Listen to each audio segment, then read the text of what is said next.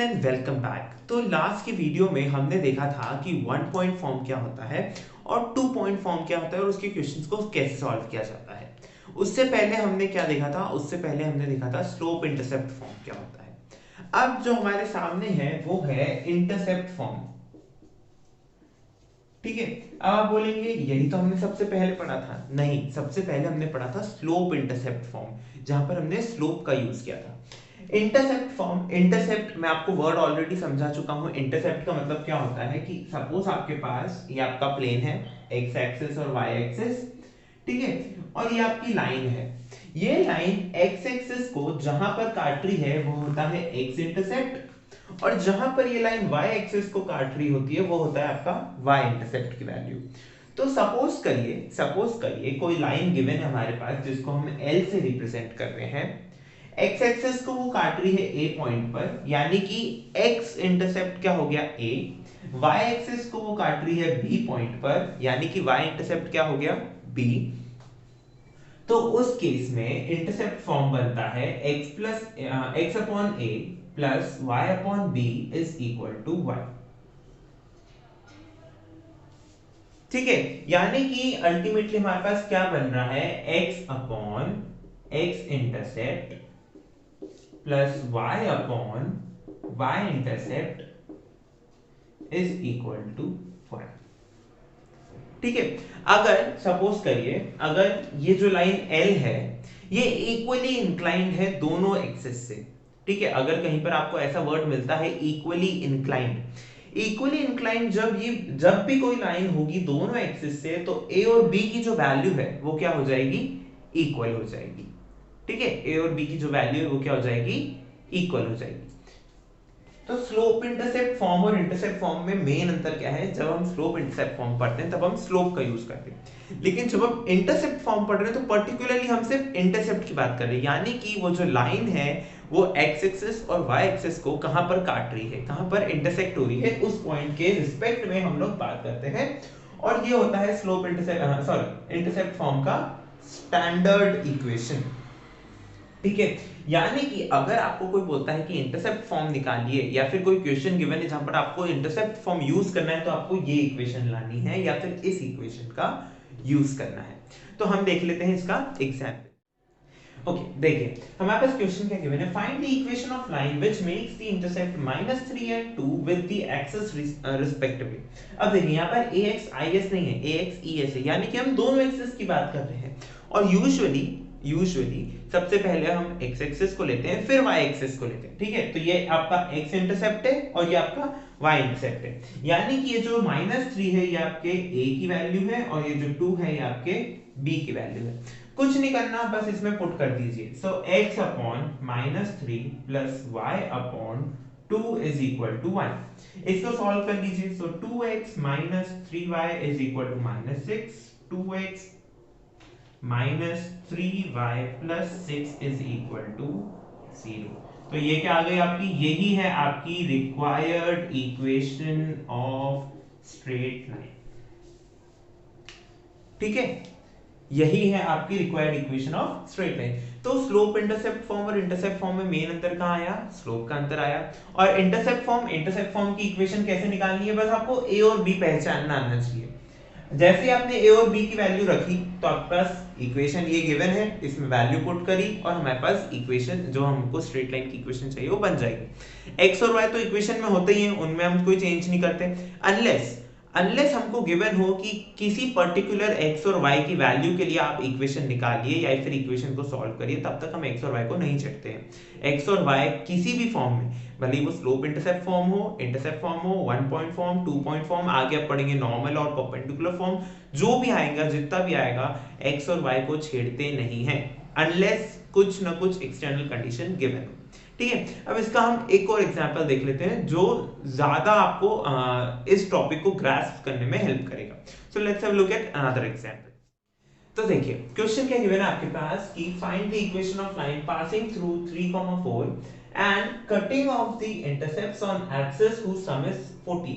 ठीक है, अब एग्जाम में आपको कोई नहीं बोलेगा कि आपको कौन सा फॉर्म अप्लाई करना है। अगर बोला जाए तो अच्छी बात है, लेकिन अगर नहीं बोला गया है तो आप कैसे पहचानेंगे? ऐसे पहचानेंगे कि यहाँ पर क्या गिवन है, इंटरसेप्ट्स ऑन एक्सिस। ठीक है, इंटरसेप्ट्स की बात की गई है, इस वजह से हम किसका यूज करेंगे, इंटरसेप्ट फॉर्म। अब हमारा इंटरसेप्ट फॉर्म क्या बोलता है, इंटरसेप्ट फॉर्म बोलता है x upon a plus y upon b is equal to 1। ठीक है, हमारे पास गिवन कंडीशन क्या क्या है, देखिए गिवन कंडीशन है द लाइन पासेस थ्रू 3,4। अगर लाइन 3,4 से पास हो रही है, इसका मतलब xy की वैल्यू अगर मैं 3,4 रखूंगा तो ये इक्वेशन सेटिस्फाई होगी। यानी क्या, अगर मैं लिखता हूं 3 upon a plus 4 upon b तो ये इज इक्वल टू 1 मुझे देगा। इसे सॉल्व करते जाइए तो क्या आ जाएगा, 3b plus 4a is equal to a। अब इसके आगे हाल फिलहाल सॉल्व नहीं हो सकता। अब हम आगे की कंडीशन पढ़ते हैं, क्या गिवन है, whose sum, देखो intercepts on axis whose sum is 14। यानी कि जो हमारे इंटरसेप्ट्स हैं, इंटरसेप्ट्स कौन है हमारे a और b, उनका सम गिवन है 14। यानी कि एक और गिवन कंडीशन क्या है, a plus b is equal to 14, ये भी गिवन है। तो आप यहां पर क्या करिए, या तो b की वैल्यू या a की वैल्यू, किसी भी एक वैल्यू को सब्स्टिट्यूट कर दीजिए। तो यहां से अगर आप निकालेंगे तो मेरे पास क्या आ जाएगा, b is equal to 14 minus a।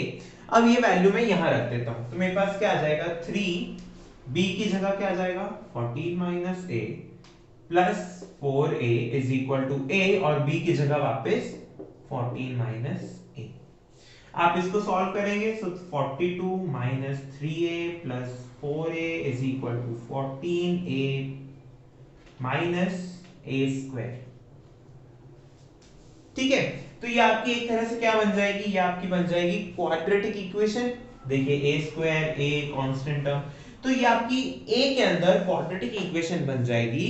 और इसको जब आप सॉल्व करेंगे तो a की वैल्यू आपके पास आ रही है a इज इक्वल टू 6 और 7। ठीक है, आप इधर श्रीधराचार्य फॉर्मूला लगा देंगे, minus b plus minus root b square minus 4ac upon 2a।